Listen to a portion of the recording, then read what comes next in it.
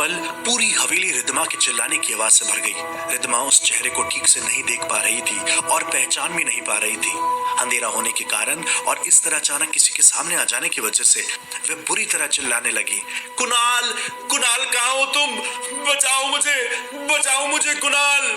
ठीक उसी वक्त जो शख्स रिद्धमा के सामने था उसने रिद्धमा के मुंह पर हाथ रखकर उसे चुप कराने की कोशिश की। रिद्धमा डर के मारे आंखें फाड़ फाड़ कर उसे पहचानने की कोशिश कर रही थी, लेकिन अंधेरा इतना था कि रिद्धमा के लिए कुछ भी समझ पाना नामुमकिन था। कुणाल ने रिद्धमा के चिल्लाने की आवाज सुन ली थी। कुणाल दौड़ता हुआ वहां पर पहुंचा। कुणाल रिद्धमा की डरी हुई आवाज सुनकर बहुत बुरी तरह घबरा गया था। जैसे ही कुणाल वहां पर पहुंचा, उस शख्स ने अपने आप को रिद्धमा से अलग करने की कोशिश की, लेकिन ठीक उसी वक्त लाइट वापस आ गई। अब सब कुछ साफ साफ दिखाई दे रहा था। वहां पर 25-26 साल की लड़की थी जिसने गांव की औरतों की जैसे ही कपड़े पहने हुए थे। लड़की देखने में बहुत ही सुंदर थी और उसी ने रिद्धमा के मुंह पर हाथ रखा हुआ था। कुणाल को देखते ही वह झटके के साथ रिद्धमा से दूर हट गई। कुणाल ने रिद्धमा को पकड़कर अपने पास खींचा और उस लड़की पर चिल्लाते हुए पूछा, कौन हो तुम और इस तरह अंधेरे में मेरी पत्नी पर हमला करने का क्या मकसद है तुम्हारा? क्या करना चाहती थी तुम? लेकिन वो लड़की चुपचाप खड़ी रही। उसने कुणाल की बात का कोई जवाब नहीं दिया। ऐसा लग रहा था जैसे उसके मुंह में जबान ही नहीं है। उसे इस तरह चुप देखकर कुणाल को और तेज गुस्सा आ रहा था। जैसे उसके मुंह में जबान ही नहीं है। उसे इस तरह चुप देखकर कुणाल को और तेज गुस्सा आ रहा था। उसने लड़की के चेहरे पर थप्पड़ मारने के लिए जैसे ही अपना हाथ आगे बढ़ाया, ठीक उसी वक्त रुक्मा देवी वहां पर पहुंच गई। रुक्मा देवी ने मजबूती से कुणाल के हाथ को पकड़कर रोक लिया और डांटते हुए कुणाल को कहा, ये क्या कर रहा है छोरे? क्यों मार रहा है? हमारी बिटिया है ये। रिद्धमा ने डरते हुए पूछा, हाँ आपकी बेटी?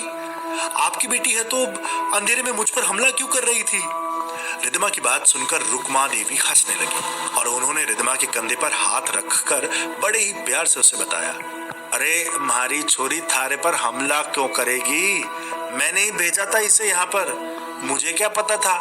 इधर मैंने इसको भेजा, उधर कुणाल मेरे पास आ गया। लेकिन कुणाल और रिद्धमा को रुक्मा देवी की बात पर भरोसा नहीं हो रहा था। वह बस ये जानना चाहती थी कि अगर उनकी बेटी थी तो अंधेरे में दरवाजा बजाते वक्त उसने रिद्धमा की कोई बात का जवाब क्यों नहीं दिया?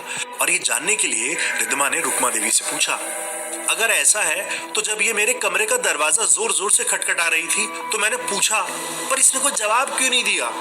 इससे पहले कि रुक्मा देवी रिद्धमा के सवाल का कोई जवाब देती, कुणाल ने एक और सवाल उनके सामने पेश कर दिया, आपने इसे इस वक्त यहाँ भेजा क्यों? मेरा मतलब ऐसा अभी क्या काम आ गया था? कुणाल और रिद्धमा के सवाल पर एक बार फिर से रुक्मा देवी हंसने लगी। अरे बिजली चली गई थी ना, मैं जानती थी तुम दोनों अंधेरे में बैठे होंगे, इसलिए मोमबत्ती देकर भेजा था हमारी छोरी को।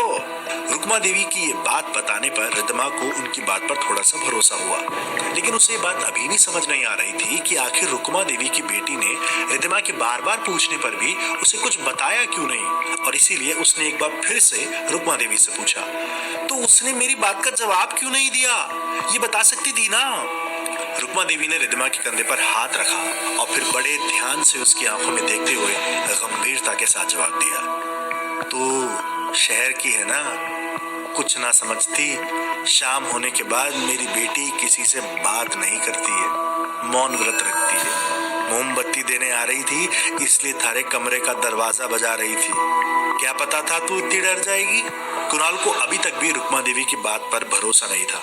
उसे लग रहा था जैसे रुक्मा देवी शायद उससे कुछ छुपा रही है या फिर अपनी बेटी के बारे में कोई झूठ बोल रही है। कुणाल ने घबराते हुए रुक्मा देवी से सवाल किया, और ऐसी क्या बात है जिसकी वजह से शाम होने के बाद ये बोलती नहीं है, बात नहीं करती है किसी से? इतना कहकर कुणाल ने ध्यान से उस लड़की के चेहरे की तरफ देखा। वह लड़की बेहद खूबसूरत थी। बिना किसी मेकअप और गांव के सीधे सादे पहनावे में भी वह इतनी सुंदर लग रही थी कि अगर कोई एक बार उसके चेहरे की तरफ देख ले तो बस देखता ही रह जाए। उसकी बड़ी बड़ी खूबसूरत आंखों में काजल लगा हुआ था, माथे पर एक छोटी सी काली बिंदी और उसकी ठोड़ी के ठीक नीचे की तरफ 3 काले निशान जैसे कि गांव की औरतें बना कर रखती हैं। बाल बिखरे हुए उसके माथे पर बेतरकीब तरीके से फैले हुए थे। उस लड़की ने गहरे रंग का घाघरा और ओढ़नी पहना हुआ था। उसके सांवरे रंग पर गहरे रंग का वह घाघरा और ओढ़नी बेहद खूबसूरत लग रहा था। एक पल के लिए कुणाल उसके चेहरे की तरफ देखता ही रह गया। उसके चेहरे को देखकर कुणाल का गुस्सा कम हो गया। अपनी आवाज में नरमी लाते हुए उसने रुक्मा देवी से एक और सवाल किया। नाम क्या है आपकी इस बेटी का? और आपने इसके बारे में पहले तो हमें कुछ नहीं बताया जब हम यहाँ पर आए थे, तब कहाँ पर थी ये?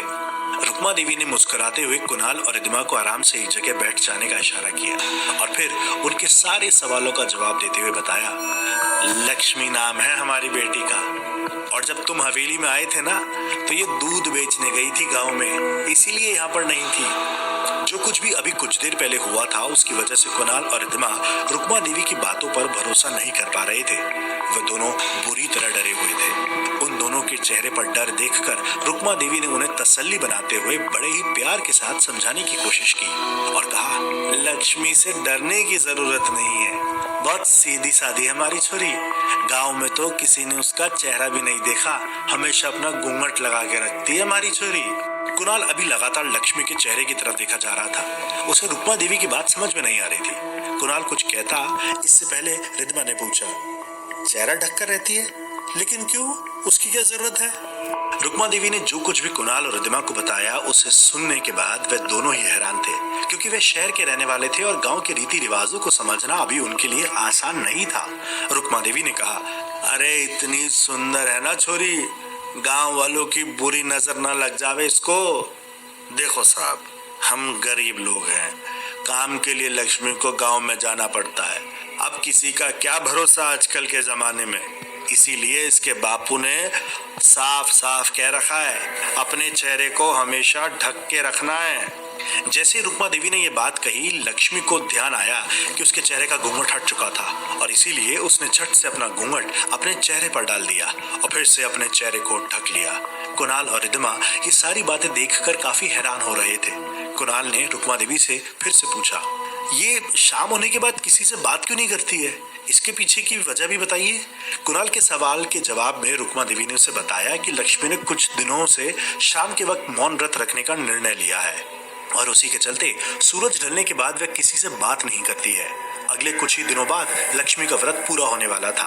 अब कुणाल और रिद्धिमा को रुक्मा देवी की बातों पर भरोसा हो गया था और पूरी बात जानने के बाद कुणाल और रिद्धिमा ने चैन की सांस ली। कुणाल और रिद्धिमा को समझाकर रुक्मा देवी अपनी बेटी लक्ष्मी को लेकर वहां से चली गई। उन दोनों के वहां से जाते ही रिद्धिमा ने कुणाल को कसकर गले लगा लिया। मैं बुरी तरह डर गई थी कुणाल, बड़ा अजीब सा गांव है, लोग भी बहुत अजीब गरीब से यहाँ पर मुझे लगने लगे हैं। कुणाल ने बड़े प्यार से रिद्धिमा के माथे को चूमा और उसे तसल्ली देते हुए कहा, मेरे रहते तुम्हें डरने की जरूरत नहीं है बिल्कुल भी, और फिर यहाँ इस हवेली में रहने का फैसला भी तुम्हारा ही था ना।